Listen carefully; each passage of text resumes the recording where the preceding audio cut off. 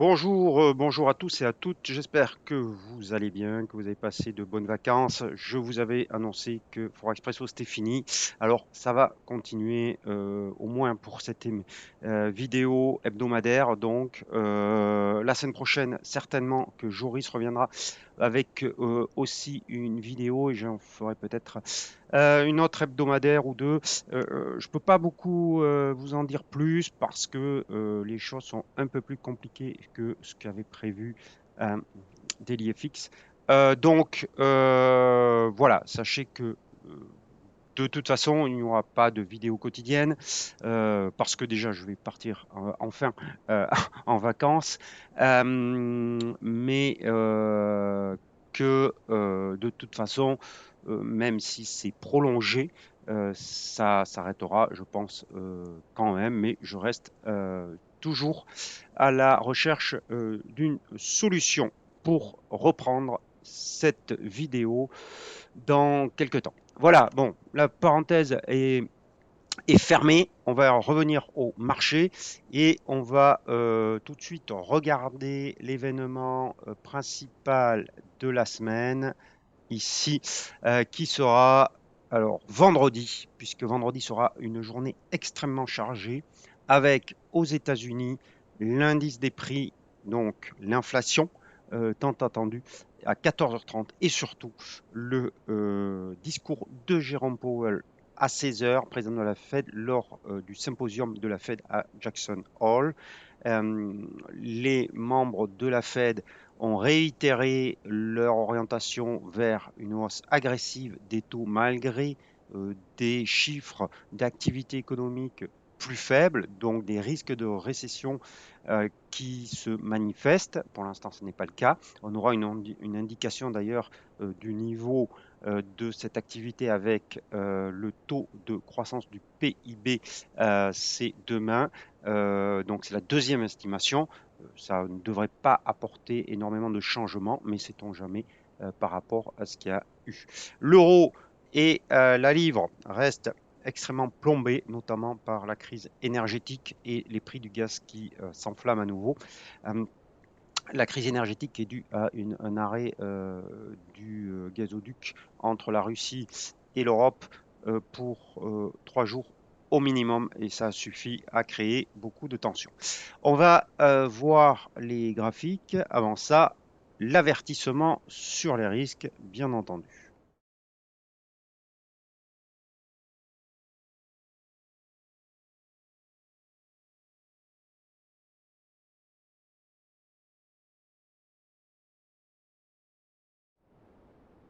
Voilà.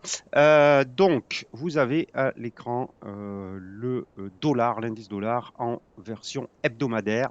Vous voyez qu'on est revenu sur les plus hauts du mois de juillet après une petite correction, mais vous voyez toujours ces creux et sommets ascendants qui sont bien installés au-dessus de cette moyenne mobile à 13 périodes courtes. Donc, ça montre la force du dollar.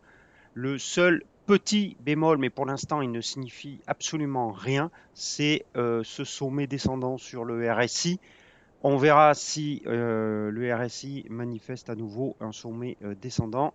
On a un support ici sur 63 et donc c'est ce niveau qu'il faut regarder pour éventuellement envisager une correction importante ou une correction en tout cas dans le temps, puisqu'on est sur le graphique hebdomadaire, sur le dollar. Si on revient sur le quotidien, vous voyez ici donc que on a fait rejoint le précédent sommet à 109,06, juste au-dessus de 109.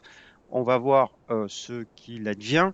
Bien entendu, on peut avoir une consolidation. Alors d'ici vendredi, ça risque de stagner un peu. Il est possible qu'on n'arrive pas à dépasser ce sommet et qu'on attende vendredi que les opérateurs se mettent en veille jusqu'à vendredi, ce qui voudrait dire que nous allons observer une pause sur l'euro-dollar après une baisse assez importante. Alors ceux qui ont suivi un des derniers Forex Expresso avant donc du mois d'août avec le décompte héliotiste, je vous avais dit qu'il y avait une forte probabilité, en tout cas que je ne croyais pas, qu'on puisse s'arrêter sur un niveau psychologique égal à la parité, parce que d'expérience, c'est rarement le cas. Et notamment, on a eu l'exemple il n'y a pas longtemps sur l'euro suisse. Donc, effectivement, c'est ce qui se passe puisque vous voyez que nous avons cassé la parité. Nous sommes à 0,9930. Le décompte Heliotis que j'avais fait donc avant vous indiquait que le risque était, ou en tout cas la probabilité était de voir l'euro-dollar revenir sur 0,9620 qui correspond au support d'août 2002 et qui correspond aussi, si j'arrive à la dupliquer, voilà, qui correspond aussi ici, vous voyez, au bas du canal, du canal baissier qui accompagne l'euro-dollar maintenant depuis février. Alors, on serait donc dans une 5e vague qui serait la dernière selon Elliott. Et si vous reportez, alors je ne vais pas faire ici un cours d'éliotisme, j'ai fait un petit article à but éducatif hier sur le site. Donc, si on reporte l'ampleur de la vague 1, qu'on ne voit pas à l'écran ici, à la fin de la vague 4 ici, on tombe sur 0,9670. Donc, en fait, vous voyez comment on utilise l'analyse technique. Ici, ce n'est pas un seul indicateur qui va nous donner un objectif ou qui va nous persuader ou en tout cas nous donner une feuille de route. C'est un ensemble d'indicateurs. Et là, vous voyez que vous avez 3 concordances sur les niveaux sous 0,97 pour envisager que l'euro-dollar aille jusque-là. Donc, je vous rappelle les 3. C'est 1, le support d'août 2002. 2, le bas, la projection de ce canal baissier. Et 3, le report de l'ampleur de la vague 1 sur la vague 4 qui donne 0,9670. Donc, les 3 facteurs vous donnent à peu près la même zone de support. Donc, le plan de route, la feuille de route, c'est qu'on aille, ou en tout cas qu'on suive ce plan pour notre trading. Alors, évidemment, ça ne veut pas dire qu'on va y aller. Il n'y a aucune certitude. Le but de l'analyse technique et le but de l'analyse, c'est de donner des scénarios qui présentent le plus de probabilités. Mais ça donne aucune certitude que on ira sous 0,97. On peut rebondir avant. C'est pourquoi on met des stop loss et on peut aller aussi plus bas parce qu'il peut se passer plein de choses. Il peut y avoir plein d'autres facteurs qui peuvent arriver. Notamment, Powell peut-être vendredi. Alors, les membres de la Fed nous ont quand même bien orientés vers un discours assez agressif. Mais Powell pourrait très bien avoir un tout autre discours, une toute autre opinion. Mais bon, je dis ça, je n'y crois pas beaucoup. Voilà. Donc, vous avez ces conjonctions d'objectifs qui doivent nous conduire dans notre plan de trading à plutôt des trades short. Alors, je ne vais pas vous donner d'idées parce que, comme je vous l'ai dit, il n'y aura pas de quotidienne. Et puis, en plus, la semaine prochaine, je vais être en vacances. La semaine d'après aussi, une partie. Donc, je ne pourrai pas le suivre. Mais si vous devez traiter sur l'eurodoll actuellement, c'est dans le sens de la vente. C'est clair et net. Tant qu'on est dans ce canal baissier, c'est short qu'il faut se positionner. Et même maintenant, vous pouvez avoir un stop loss au-dessus de 1,0096 si vous voulez avoir un bon risque reward sur l'eurodoll parce qu'on a cassé quand même le point bas de juillet. Ça signifie quelque chose et donc que vous avez un objectif sur 0,9670. Voilà, à vous de voir maintenant ce que vous voulez faire. En plus, il y a de la place à la baisse sur le RSI. Voilà sur l'eurodoll. On a à peu près le même scénario. J'ai pas fait le décompte héliotiste sur le câble, donc le sterling contre dollar, avec ici un objectif sur le plus bas de mars 2020. Donc mars 2020, on a peut-être oublié ou pas, mais c'était le tout début de la crise du Covid-19. Donc vous voyez le point bas que ça fait. On pourrait très bien revenir sur ce point bas, sur le câble. En tout cas, c'est un objectif réaliste à mon avis. Vous avez de la place là encore sur le RSI. Vous voyez cette consolidation en légère pente descendante sur le câble, ces creux et sommets qui sont clairement descendants, la petite consolidation ici, on repart à la baisse, donc 1,1412 reste l'objectif. Là encore, vous êtes sous les moyennes mobiles à 200 jours et les moyennes mobiles à court terme qui s'orientent assez fortement à la baisse. Difficile d'envisager autre chose que de vendre sur le câble, à mon avis. D'ailleurs, l'euro-dollar et le câble présentent toujours le même potentiel de trading, le plus de potentiel de trading par rapport aux autres devises qui sont un peu plus dans l'image, dans la configuration est un peu plus confuse. On va aller sur notre paire majeure, la UD-USD. Vous voyez là très bien que la UD-USD, même si il a accusé le coup dernièrement au contact de cette moyenne mobile à 200 périodes, vous voyez qu'il est quand même plus fort que le câble ou l'eurodoll puisqu'on n'a pas cassé des points bas du mois de juillet. On reste au-dessus. Donc vous avez un support à 0,6859. Si ce support était cassé, on pourrait rejoindre le plus bas, cette ligne-là est très mal placée, voilà, à 0,6682, ça serait un objectif tout à fait envisageable pour l'OSI, mais il est un peu plus fort pour l'instant que les deux autres paires de devises que j'ai analysées. Tant qu'on est aux antipodes, on va aller voir le kiwi. Le kiwi qui lui aussi est assez faible, mais il reste quand même au-dessus, lui aussi, de son point bas de juillet, contrairement aux devises européennes. Alors, aux devises européennes, j'inclus la livre.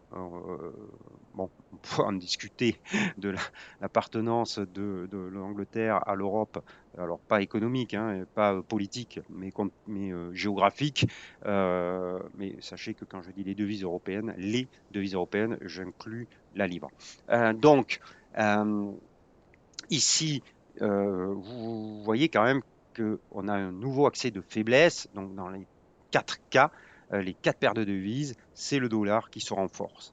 Voilà, donc pour ces 4 paires de devises, on va voir maintenant les paires en euros parce qu'on a toujours je vous avais laissé avec un plan de trading sur l'euro suisse et avec un objectif à 0,90, ça peut être 0,95, on en avait discuté, je ne vais pas revenir dessus. Si on se met en hebdomadaire, il n'y a pas grand-chose en fait sur l'euro suisse, c'est un petit peu le grand vide. Donc il va falloir piloter un petit peu à vue. Alors comment on fait quand c'est comme ça?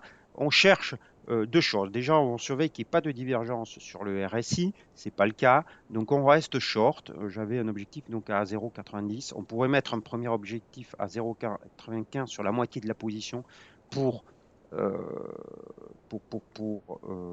assurer une partie des bénéfices. Donc, moitié de position prise de bénéfice à 0,95, l'autre moitié à 0,90. L'autre façon de faire, c'est de prendre d'ores et déjà des bénéfices. Ça fait 170 pips, je crois, c'est pas mal quand même. Et vous mettez un stop loss suiveur, c'est-à-dire que si vous voyez l'euro suisse clôturer au-dessus de la moyenne mobile à 13 périodes, ou même une à 10 périodes, vous pouvez, moyenne mobile exponentielle, vous sortez comme ça, vous profitez du mouvement. Et bien sûr, la dernière tactique que je vous donne, à vous de choisir, c'est tout simplement d'attendre que l'euro suisse clôture au-dessus de cette moyenne mobile à 10 ou 13 périodes exponentielles et vous sortez. Comme ça, vous profitez au maximum du mouvement. Donc, soit vous avez des objectifs fixes, soit vous avez un objectif suiveur avec cette moyenne mobile, ou vous faites un mix des deux pour surtout ne pas abandonner de gains au marché. Mais ceci étant, il est certain que la tendance est bien baissière sur l'euro suisse, il n'y a aucun doute. Alors on va parler maintenant des paires en yens, parce que la situation est un petit peu plus compliquée que, ce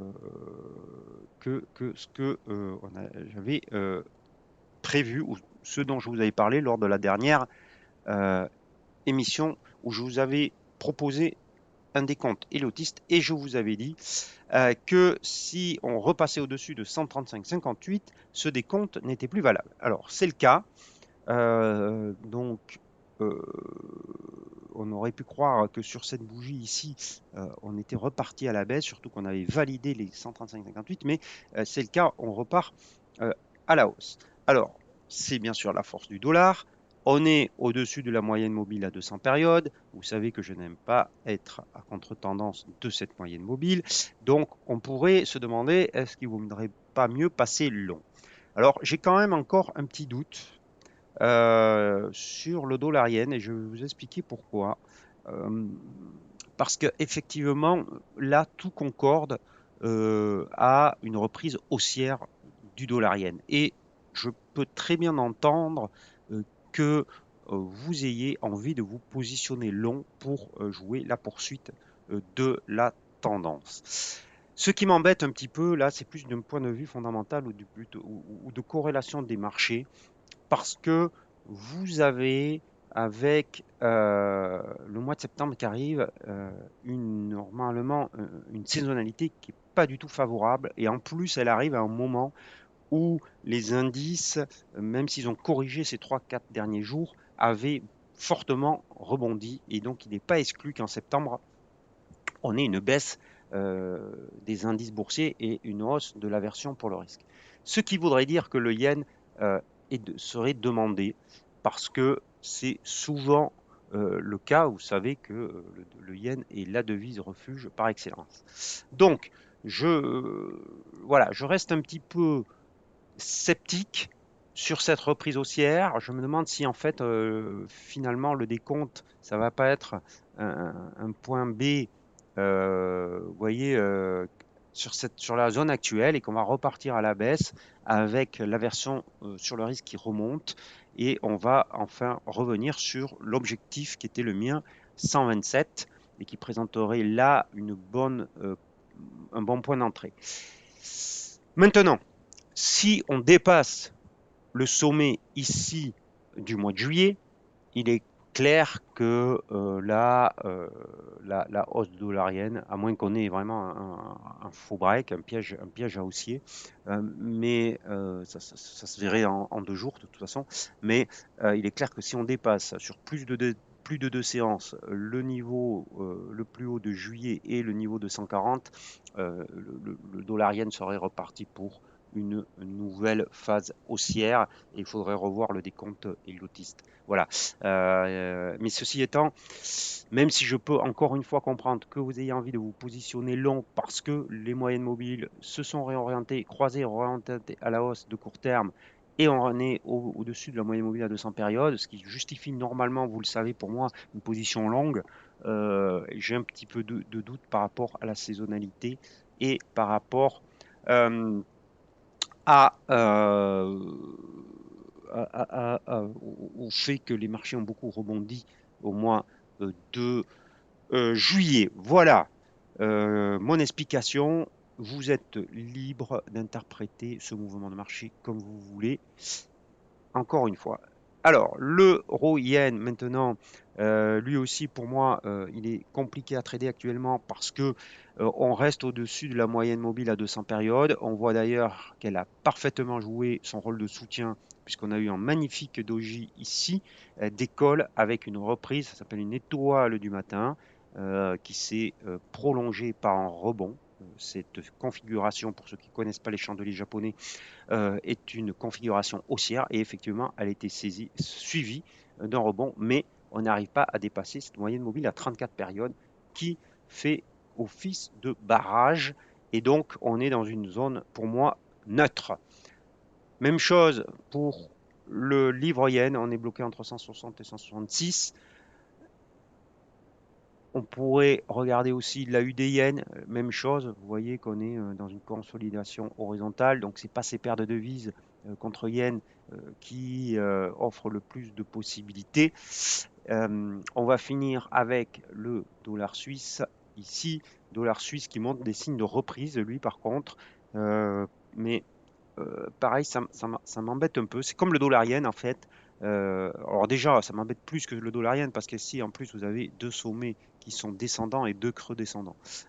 Donc on pourrait très bien avoir ici une résistance hop, qui s'inscrit. Hop, voilà. Vous voyez comme ça. C'est pareil, le suisse est une devise refuge, donc c'est difficile à interpréter cette hausse malgré la baisse des indices. Donc, en plus ici, les domaines mobiles sont pas encore complètement orientés à la hausse et se sont pas croisés. Donc, je préfère rester sur la touche pour le moment, mais c'est peut-être à surveiller. Et enfin, le loonie, le dollar contre dollar canadien, qui lui montre des signes de reprise haussière et là, qui sont assez justifiés pour moi, malgré cette bougie d'avalement baissier hier, au contact d'une résistance, un niveau de résistance en 30,77 qu'on avait touché à plusieurs reprises. Mais vous voyez qu'on a aujourd'hui un beau chandelier de contre-attaque. Donc, attention à la séance, à la clôture ce soir. Mais si on revenait sur le premier tiers du chandelier d'hier, on pourrait tenter un achat avec un stop sous la bougie d'hier, sous 1,2934. Alors, je ne vous le mets pas parce qu'encore une fois, je ne serai pas là pour le suivre. Mais peut-être que, vous voyez, si vous finissez à proximité des 1,3045, on est en 30-13, donc au-dessus de 1,30-20, 25 par exemple, au-dessus de 1,30-25, on pourrait peut-être se remettre à l'achat sur le dollar contre dollar canadien avec un stop sous 1,2930 et on viserait un retour sur 1,32 cette fois-ci. Voilà.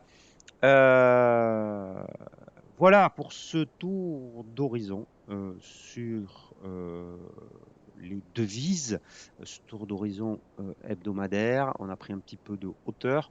Donc je pense qu'on se reverra dans 15 jours. Je peux, je peux pas vous le certifier encore. Donc surveillez la chaîne DailyFX, mes tweets, et puis je continue à travailler pour trouver une solution.